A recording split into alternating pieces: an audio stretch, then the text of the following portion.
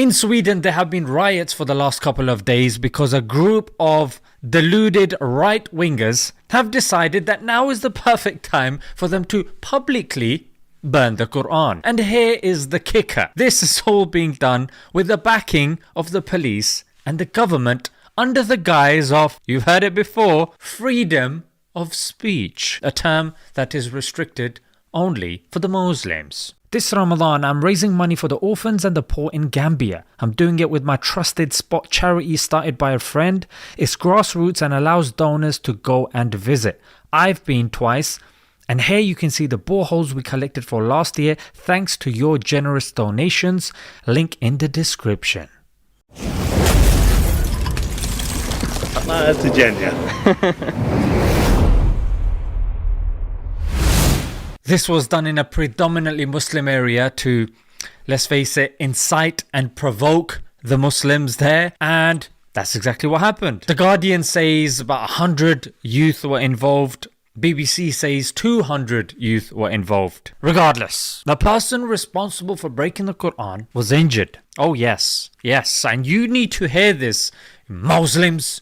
He got hit with a stone on his leg.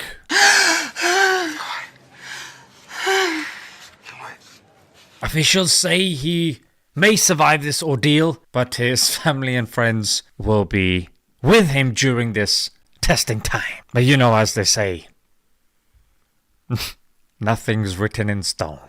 Lol. Enough jibber jabber. Let's look at the Swedish Penal Code, Chapter 16, Section 8. It says, expressing contempt for a religious group falls under guilty of agitation against a population group, or hets mot folkgrupp for the Swedish folks that are watching, and this can result in imprisonment for up to 2 years. Then we have something that goes on to the next level called gross agitation against a population group, or as the Swedes call it, grov hets mot folkgrupp. That's for my Swedish homies out there. Which is offensive content was disseminated to a large number of people in a way that was liable to attract considerable attention. I'm not making this up, mate.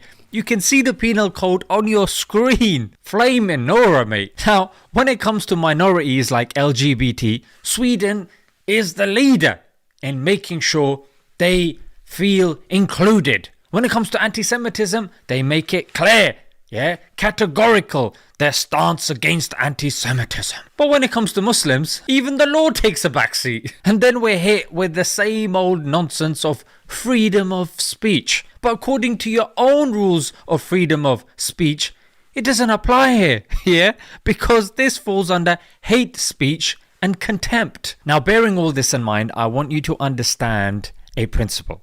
And that is that countries will align with any group as long as it is for their national interest and security. Let's take the example of Israel.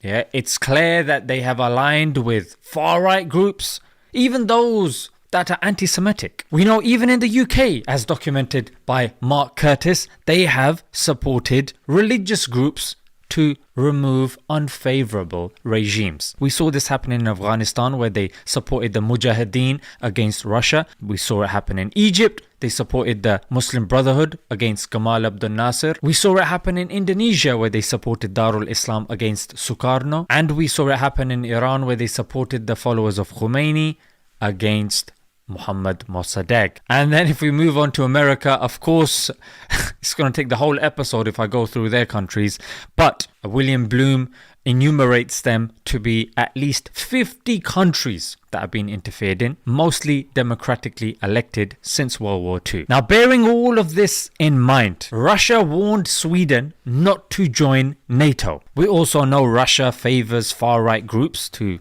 destabilize certain countries. And we also know from past experience in Sweden that burning of the Qur'an results in things like this. So it's not far-fetched to assume that Muslim sentiments are being used here to cause unrest in this country. And with global politics the way it is now, nothing is as it seems. Especially with the world being on the brink of a nuclear war, countries will try absolutely anything. Some of you may be watching, but he still hasn't addressed what Muslims think about this.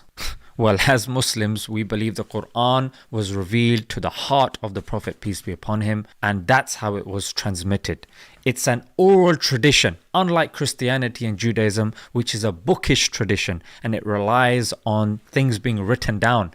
In Islam, we have something called the chain of transmission. So burning of a book is not going to end our religion, but of course, we do feel inside, but most Muslims are sensible. Let's leave it there, guys. Until next time.